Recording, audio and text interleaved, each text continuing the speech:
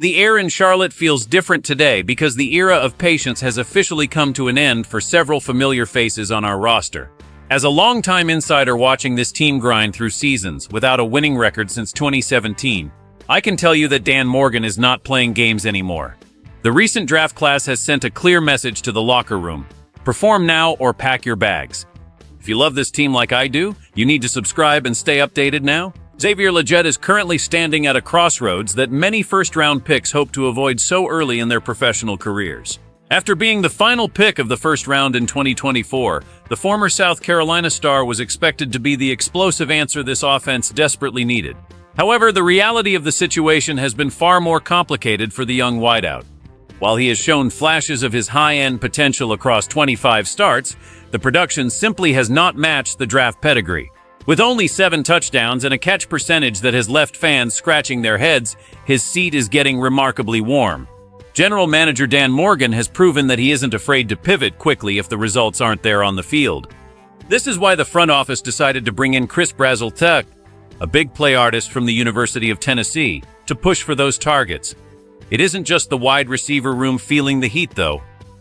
The defensive line is also seeing a significant shakeup that could leave Tershawn Wharton on the outside looking in. Wharton struggled immensely against the run last season, ranking near the bottom of the league according to the latest performance metrics. To address this glaring weakness, Morgan moved up in the second round to snag Lee Hunter out of Texas Tech. Hunter is a massive human being who specializes in plugging gaps and stopping the run, which is exactly what this defense lacked during those crucial early downs. Even the secondary isn't safe from this wave of competition. Nick Scott, a veteran who brought championship experience from his time with the Rams, is now looking over his shoulder at 5th-round pick Zakee Wheatley. While Scott was a reliable tackler last season, his lack of impact plays like interceptions has created a clear opening for a younger, faster alternative. Head coach Dave Canales and the front office are building a culture where nothing is handed out based on past reputation or draft status.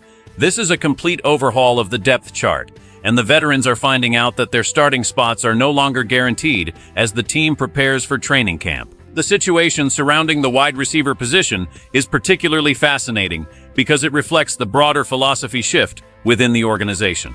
When the team moved up to secure a target for their young quarterback, the hope was for a seamless transition into a primary threat. Instead, the inconsistencies in route running and hands have created a sense of urgency. This isn't about giving up on talent, but rather about creating a competitive environment where the best player actually plays.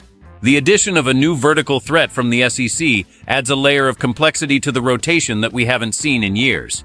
This young prospect brings a different type of speed and size that could potentially displace a starter who was once thought to be a cornerstone of the future. We have to look at the mechanics of the offense under this new coaching staff. They want efficiency and reliability above all else. When a pass catcher is only hauling in half of the balls thrown his way, it stalls drives and puts the defense in terrible positions. The margin for error in the NFL is razor thin, especially in a division that is up for grabs. Fans in Charlotte have been waiting for a dynamic playmaker to emerge, but the clock is ticking loudly. There is a real possibility that the team explores a trade if the summer sessions don't show a massive leap in development.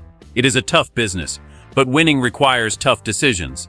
Think about the impact on the locker room when a rookie comes in and starts outperforming a first-round selection. It raises the level of play for everyone, but it also means someone's dream of starting is coming to an end. This internal battle is going to be the most watched storyline once the pads come on.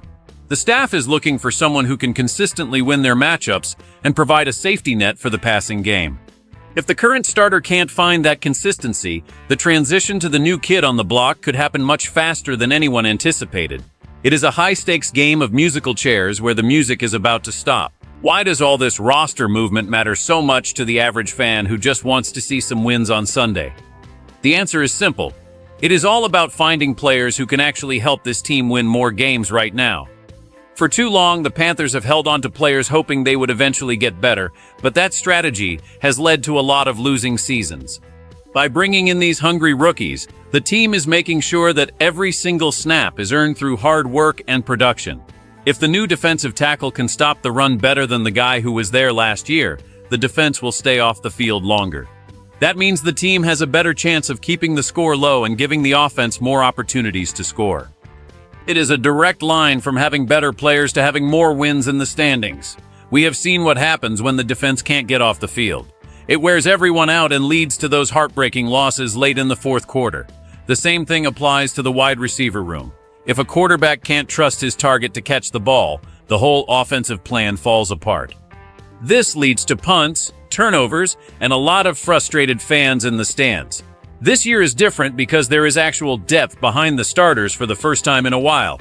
If someone isn't getting the job done, the coach can simply put in the next man who is waiting for his chance. This creates a healthy kind of fear that keeps players focused and sharp. No one can afford to have a bad week of practice anymore.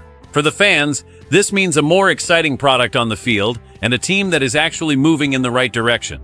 We want to see a team that competes for the division and makes the playoffs again. These changes might be tough for the individual players involved, but they are exactly what the franchise needs to break out of this long slump. It is about building a roster that is built to win, not just a roster of names we recognize. Let's look at how this could all play out over the next few months because the tension is building. In the best-case scenario, the pressure of these new draft picks pushes the veterans to play the best football of their lives. We could see a massive leap in production from the wide receiver as he realizes his job is truly on the line. He could become that 1,000-yard threat we all hoped for when he was drafted. The defense could transform into a top 10 unit if the new additions up front can truly shut down the opponent's ground game. This would give the secondary more chances to make big plays and turn the ball over. If everything clicks, this team could surprise everyone and fight for a winning record for the first time in 7 years. It would be a dream come true for the fans in the Carolinas who have stayed loyal through the lean times. However, we also have to consider the alternative scenario, which is much darker. If the rookies struggle to adapt to the speed of the professional game and the veterans continue to underperform, this team could be in for another long and painful season. Imagine a situation where the wide receiver continues to drop passes and the new draft pick isn't ready to step up yet. The offense would become stagnant and predictable once again. If the run defense doesn't improve despite the new faces, opponents will just keep running the ball down our throats all game long. This would put immense pressure on the coaching staff and could lead to a lot of finger-pointing in the locker room. The stakes couldn't be higher for the front office. They have tied their reputation to this specific draft class and these specific moves. If it fails, we might be looking at another total rebuild in just a couple of years. The fans deserve better than that. We need to see progress, and we need to see it immediately. Every training camp battle is going to feel like a playoff game because the future of the franchise is hanging in the balance. It is a thin line between a successful turnaround and another year of disappointment for our beloved Panthers. At the end of the day, the Carolina Panthers are finally acting like a team that is tired of losing. Dan Morgan and Dave Canales are making the difficult choices that have been avoided for years. They are prioritizing performance over potential and competition over comfort. Whether it is the wide receiver room or the heart of the defense, the message is loud and clear. Nobody is safe. This draft class represents a turning point for the organization and a chance to finally build something sustainable. But I want to hear from you, the real heartbeat of this fan base. Be honest with me. Do you think it is time to move on from our former first-round wide receiver if a rookie looks better in camp? Or should we give him one more full season to prove he belongs in the starting lineup? Let me know your thoughts in the comments below. If you want the most honest and deep analysis of everything happening at Bank of America Stadium, make sure to hit that subscribe button and turn on notifications. We are in this together, and the journey is just getting started. Keep pounding.